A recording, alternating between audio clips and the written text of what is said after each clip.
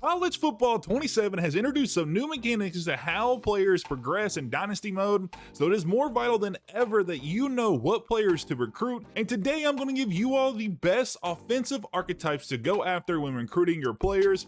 With players now requesting NIL and certain abilities taking more skill points to progress, I have weighed all the pros and cons of each type to give you all a tier list of the best ones. So let me know what your favorite archetypes are to recruit this season in the comments below. And if you're curious about the defensive ones, subscribe below as I will be releasing a video tomorrow covering those for you all. I appreciate y'all being here, and let's get straight into it. And one last thing before we get into this, I do want to mention that this list is a little bit biased just because the nature of rating things is, but I did try to assess how impactful a player is and how useful they are going to be and easy to upgrade throughout the dynasty, as well as the cost it's going to take to not only get them on your team, but keep them around for all 4 years. And to start us off, we're going to be starting with the QB group, and we're going to be starting off with backfield creator. Years past, this has fluctuated, I think, from a B all the way up to an S tier, and this season, it's going to hit the A tier for us. A lot of this has to do with how points are divvied out this season and what it costs to upgrade certain ones. So throw power and speed are going to be your most expensive, and the backfield creator has a mediocre rating in both. It's a little bit worse than pocket passer for throw power. It's a little bit slower than dual threat for speed, so it's kind of more of a jack of all trades, but the accuracy does take a hit from both of those. So I just don't think it's an S tier category at this point. Also, the NIL is a little bit more expensive than the pure runner. I just think for the cost, you'd rather go somewhere else. And that other place I would say to go is going to be dual threat. Dual threat is going to be our first S tier on this list. They are the best all-around quarterback. They have really good throw power, really good speed, the best in the class. Their accuracy is a little bit lower than pocket passer and probably maybe around backfield creator, maybe a little lower sometimes. And the cost is going to be the most expensive. It's the most expensive ability for the group, and quarterback's going to be the most expensive group in the whole game. So you're going to be paying a premium for this, but it is just so good. We had to put it in the S tier. Next up is going to be pocket passer, and it's going up in the S tier as well. You don't have the speed you see in either dual threat or backfield creator, but you do have the best throw power in the game. And again, it's going to take 20 to 25 points to upgrade that at the top level of that category. And it's just better to get out in front of it and have it as high as possible coming in. And they have the highest throw power in the class, along with the highest pass accuracy, and some of the abilities are really nice. The sleight of hand has been good for the last 3 years. It really confuses the defense when you have it upgraded. On time's very solid. Step up. All those are very, very good. And lastly, for our QBs to finish this out is going to be pure runner, and they're going to be in the C category. They've been a little bit higher in years past, but with how NIL this works this year, you're going to be having to spend like 80% of the NIL to get a pure runner over a dual threat pocket passer or backfield creator. It just doesn't make a ton of sense for the price you pay. If you're running an option offense, obviously this is one of the best ones you can get because they do have a really high speed ceiling, but for quarterbacks, you also need a pass, and their accuracy and throw power is in the bottom of the barrel. So I just don't think it's worthwhile to pick this ability up. If you have to get them, they do come in sometimes very, very cheap, but it's not the norm. So if you can find one and need them in your roster, you can kind of change how your offense works, then they're not going to be a bad pick, and they might bump up a slot or two. Next up, we hit the running back section, and the first two we're going to cover are going to be really quick. The first one's going to be north-south blocker. This is going to be in the F tier. It's basically a really expensive fullback. You don't get much use out of them. They're slow. They have the slowest speed in the category, and you're going to be paying the halfback premium over a fullback. It would just make more sense to go get a fullback. And then the north-south receiver. Similarly, it's another thing where you're recruiting a position that you don't really need. You're recruiting basically a wide receiver to play running back. It just doesn't make sense. And I think on average, running backs are slightly more expensive than wide receivers. I'm not 100% sure. I haven't done a test on that, but it looks that way most of the time. And also, it just doesn't have the same abilities that you would like to see in a receiver. It has armbar. Don't really know why you would need that. And it doesn't have the same speed stats or abilities that you would like to see in your typical running back. So it's going to be in the F tier as well. Thirdly, we have the contact seeker, and I think this has been one of the best one in years past. It's one of my favorites personally, but this year it's a little bit lower on my list. It's going to be in the B tier. That's because how NIL works. That's going to be a lot of the factors that affect things in this rankings, but it does have really two abilities with battering ram, balance, or three, battering ram, balanced, and workhorse. You're going to be able to get into the second level of that defense and run over linebackers and get a couple extra yards, but again, that speed stat is really where it's going to hold you back. When you get into the open field, you're going to get run down a lot, and it just doesn't have that top of the level speed. And if you want to upgrade it, you're going to be spending a very high amount of skill points where you're just not going to be able to upgrade them anywhere else on the ability chart.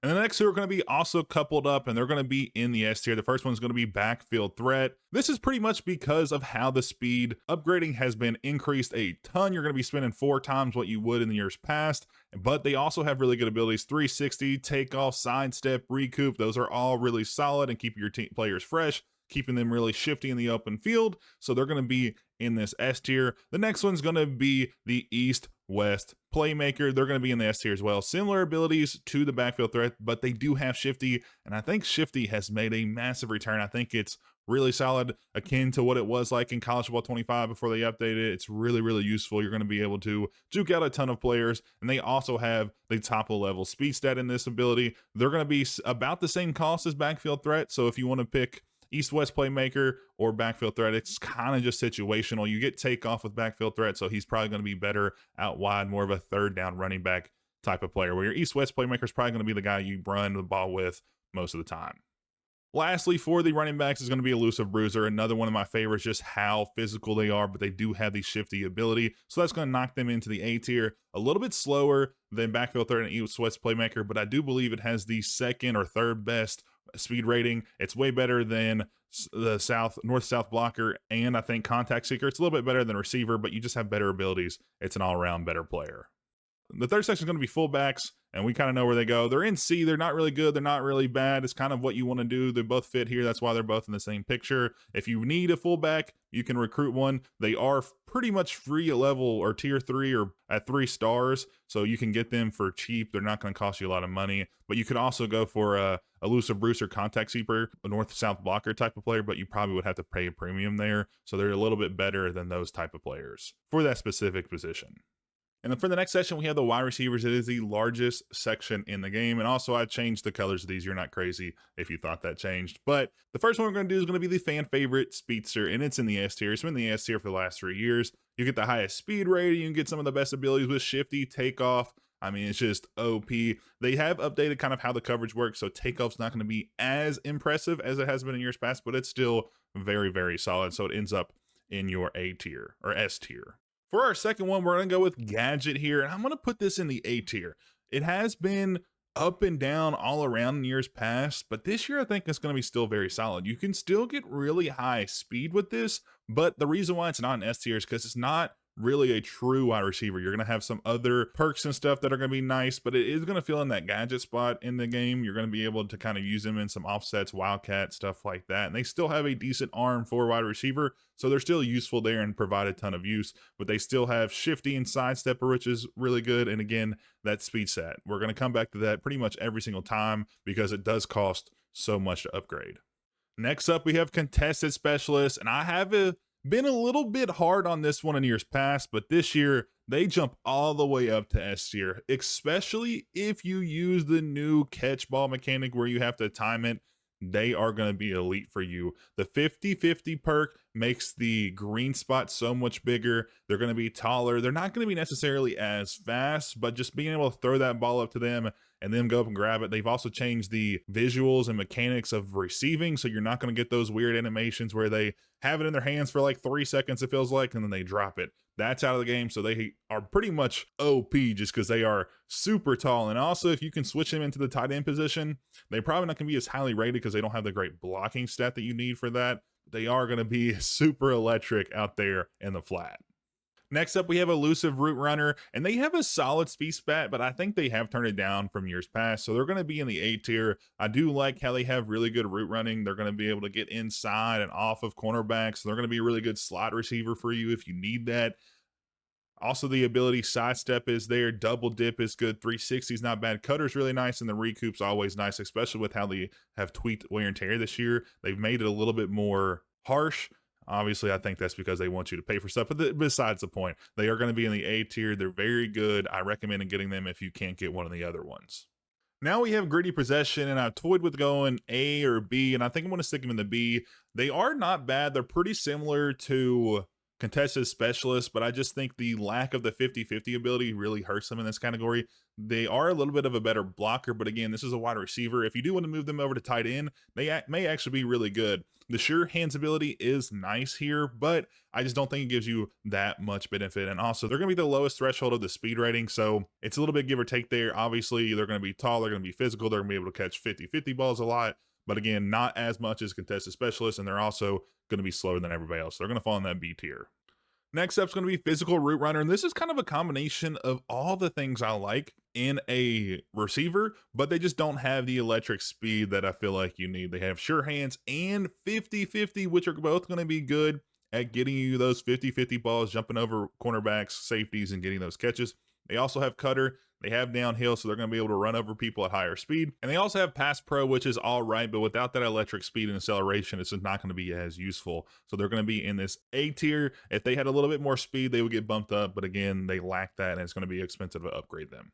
Next up, we have route artists, and this is one of the ones I rated really highly in the years past, but they have pretty much killed my boy because they nerfed the speed from the best I can tell. It's obviously still pretty solid and about the middle of the range, but it used to be at the top of the range. So they're going to be in this B tier. They're not bad per se. I don't think any of these wide receivers archetype groups are bad, but there definitely are ones that are a little bit better. And I just don't think this is going to be one that you go after consistently, especially since they are still pretty expensive in IL. Some of the times I've been able to find even speedsters with 0, and obviously it depends on what school you're with. But even then, I haven't been able to find a ton of route artists with that, 0 NIL. It could just be, a bias in just me not finding it, but I just don't like them as much in years past, so they're going to fall in that B tier. Next up, we have the tight end section. We're going to start with gritty possession, and I think this is a really solid archetype. It has sure hands, but it also has some blocking with outside shield. It has battering ram and workhorse, so it's going to end up in our A tier. It's probably one of the better tight end groups. It probably is, I think, a little bit on the more expensive side out of all of them. Obviously, the speed doesn't really matter here just because none of the tight ends are going to be very high in speed, and that may make you want to go get a wide receiver and move them over. So that could be something you have to toy with just depending on pricing.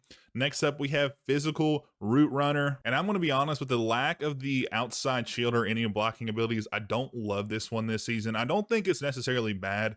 It's not, just completely useless like some of the other ones we've seen on this list, but I still just wouldn't target this one. So it's going to fall in our C tier. It's definitely useful in some categories, but if you're going to get a physical route runner here, you might want to go ahead and get just a wide receiver with decent blocking and move them over. Next up, we have pure possession, and they have one of the more interesting abilities with wear down. If you get pancake blocks on a lineman, you have a chance of fatiguing them more, which is actually really interesting, and no one else has that. Some linemen have that, but it's a really interesting one, so they have some good blocking. And right now, pancakes are really OP. They have to turn them down. They said it on Twitter in an update. So this is going to fall in our A tier specifically for that. It also has some good, it has sure hands, it has outside, it has strong grip, so it has really good blocking stuff, but it also can catch as well. I think it's a very solid choice, similar to gritty possession. Our second to last for this section is going to be pure blocker. Years past, a lot of people have used this to kind of overinflate their tight end draft grade, but they've changed how it's done, and they don't have a big of a emphasis on these, so they're going to fall in our B tier. They're still very good, but they're not as good as tight ends, and I still wouldn't pick them over a lot of the other ones. Actually, I'm going to put this in the C tier. I still wouldn't get them a lot of the other ones. I don't think it's that good. It's basically using a spot just for blocking. Obviously, if you run the ball a lot, you don't pass your tight ends, it's really solid. But with most of the playbooks now, they heavily use those tight ends on those flat routes or across the middle or those little curls. So I just don't think it's going to be as a premium as years past, especially when you're going to have to dump some NIL into them. Lastly, we have vertical threat, and this used to be in my S tier or A tier at a minimum, but this year's going to fall in the B. They took away a little bit of its speed. It's around the same as all the other ones, so you're not getting a boost there. So takeoff's not going to be as good. 50-50 does work well, but again, I'd rather go with the contested specialist and then move them over. They're obviously not going to have as good as blocking, but it's only going to be slightly worse, and the price for them is going to be vaguely similar, and they might cost 10 NIL more, but at the end of the day, that's going to be insanely more expensive. And so I think I would just probably get a wide receiver, then move them over rather than just recruiting a vertical tight end. So for our last section, we have the offensive linemen. All 4 of these abilities are going to be same across all 3 positions: offensive tackle, guard, and center. I will point out in years past, centers have been a little bit easier to recruit than tackles, and the same thing for guards. Tackles for some reason get over recruited by all these CPUs. I'm not sure why. But the first one we're going to start with is going to be raw strength, and this is going to be in the S tier. They are the best run blockers out of the group. They also have a really solid strength and impact blocking, which is going to be the hardest ability to upgrade since it's going to be the most expensive. They also have a really good pass blocking stat. It's not as good as like pass protector or agile, but it's very sufficient, where on some of the other ones like pass protector, you might have a lower run blocking rating than they do pass rating. So it's going to be a little easier upgrade. They're just going to be a little bit well-rounded in all the areas that you need.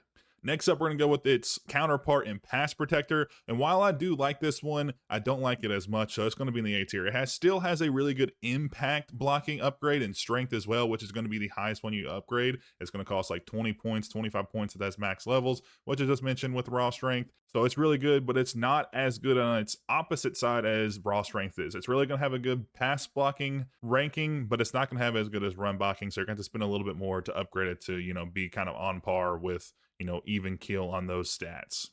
The next two are going to be agile and well-rounded, and they're going to end up both in the B tier, and that is because the impact blocking and strength rate are going to be the lowest in the group. They're about the same, but it's going to take a ton to upgrade them, so they're going to be very weak in that category. Obviously, you may find some that are going to be a little bit higher rated than that, but on average, they are lower than the other two. They're not bad. That's why they're in the B tier. C and F tier are more for your avoid unless you have to type of ratings, and the F is just I would never get those, but they're still very good. So if you need to get them, or if you find a cheap one, it's not going to be bad per se, but the other two options are definitely better.